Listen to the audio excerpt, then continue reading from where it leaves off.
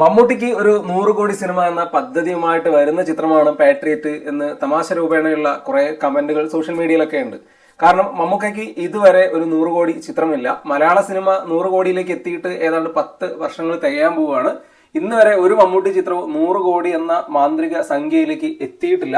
മലയാള സിനിമയുടെ വാണിജ്യപരമായ സാധ്യതകളും മാർക്കറ്റും ഒക്കെ ഒരുപാട് വളർന്നിട്ടും ഒരു മമ്മൂട്ടി ചിത്രത്തിന് 100 കോടിയിലേക്ക് എത്താൻ കഴിഞ്ഞിട്ടില്ല. മലയാളത്തിലെ ഇന്നലെ വന്ന താരങ്ങൾ വരെ വളരെ അനായാസം 100 കോടി ക്ലബിലേക്ക് എത്തുന്നു. മലയാളത്തിലെ യുവതാരങ്ങൾ മാത്രമല്ല, നസ്ലനെ പോലുള്ള ചെറിയ പ്രായത്തിലുള്ള താരങ്ങൾ വരെ 100 കോടി ക്ലബിലേക്ക് അനായാസമായിട്ട് നടന്നു പോകുന്നു. കൂടെ ഒപ്പം ഉണ്ടായിരുന്ന ലാലേട്ടനാണെങ്കിൽ 4 തവണ 100 കോടി ക്ലബിലെത്തി. 100 കോടി മാത്രമല്ല, 200 കോടിയും 250 കോടിയും എത്തി. മലയാള സിനിമയാണെങ്കിൽ 300 കോടി ക്ലബിലും എത്തി.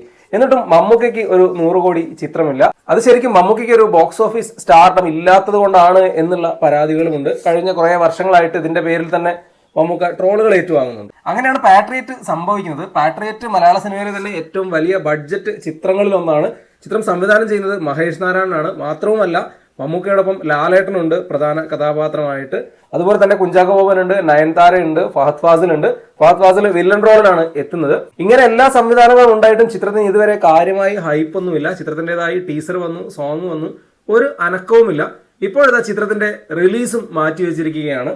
ഏപ്രിൽ 23-നായിരുന്നു ചിത്രത്തിന്റെ റിലീസ് പറഞ്ഞിരുന്നത്. ഇന്നലെ ആൻഡ്രോ ജോസഫ് പറഞ്ഞു ചിത്രത്തിന്റെ റിലീസ് മാറ്റുകയാണ്. എന്നാണ് ചിത്രം റിലീസ് ചെയ്യാന്നുള്ളത് ഇന്ന് വൈകുന്നേരം പ്രഖ്യാപിക്കാമെന്നൊക്കെയാണ് പറയുന്നത്. GCCയിൽ യുദ്ധവുമായി ബന്ധപ്പെട്ടുണ്ടാകുന്ന സംഭവം കൊണ്ടാണ് ചിത്രത്തിന്റെ റിലീസ് മാറിയെന്ന് പറയുന്നു. മാത്രവുമല്ല, വിജയുടെ ജനനായകൻ ഏപ്രിൽ 24-ന് തിയേറ്ററിൽ എത്തുന്നു എന്ന് പറയപ്പെടുന്നുണ്ട്. അതാണ് കാരണമെന്നുണ്ട്. എന്തായാലും മെയ് ആദ്യമെങ്കിലും ചിത്രം തിയേറ്ററിൽ എത്തേണ്ടതാണ്. കാരണം മെയ് 21-ന് ദൃശ്യം റിലീസ് ഉണ്ട്. മെയ് 14-ന് വലിയ കുറച്ച് മലയാള ചിത്രങ്ങളുണ്ട്. മോളിവുഡ് ടൈംസും അതിരടിയും ഉൾപ്പെടെ ചിത്രങ്ങൾ മെയ് 14-ന് തിയേറ്ററിൽ എത്തുന്നുണ്ട്. സൂര്യയുടെ ചിത്രം മെയ് 14-നുണ്ട്. അപ്പൊ ഇങ്ങനെ കുറെ സിനിമകൾ മെയ് പകുതിയോടെ തിയേറ്ററിൽ എത്തുന്നുണ്ട്. അപ്പൊ അതിനാൽ തന്നെ മെയ് ആദ്യമായിരിക്കും ചിത്രം റിലീസ് ചെയ്യുക. വെക്കേഷൻ കാലം കഴിഞ്ഞ് പിന്നെ ഒരു മൺസൂൺ കാലത്ത് എപ്പോഴെങ്കിലും റിലീസ് ചെയ്താൽ ചിത്രത്തിന് വേണ്ട രീതിയിൽ കളക്ഷൻ നേടാനൊന്നും കഴിയില്ല. ഏതായാലും മമ്മൂട്ടിയെ സംബന്ധിച്ച് ഒരു 100 കോടി ചിത്രത്തിന്റെ ഭാഗമാവുക എന്നുള്ളത് പാട്രിയറ്റിലൂടെ സാധ്യമാവാനുള്ള എല്ലാ സാധ്യതയും ഉണ്ട്. കാരണം ലാലേട്ടൻ ഉൾപ്പെടെ വലിയ താരങ്ങൾ അതിന്റെ ഭാഗമായതുകൊണ്ട് തന്നെ ആ ചിത്രം 100 കോടി ക്ലബിലേക്ക് എത്താനുള്ള സാധ്യത വളരെ കൂടുതലുമാണ്.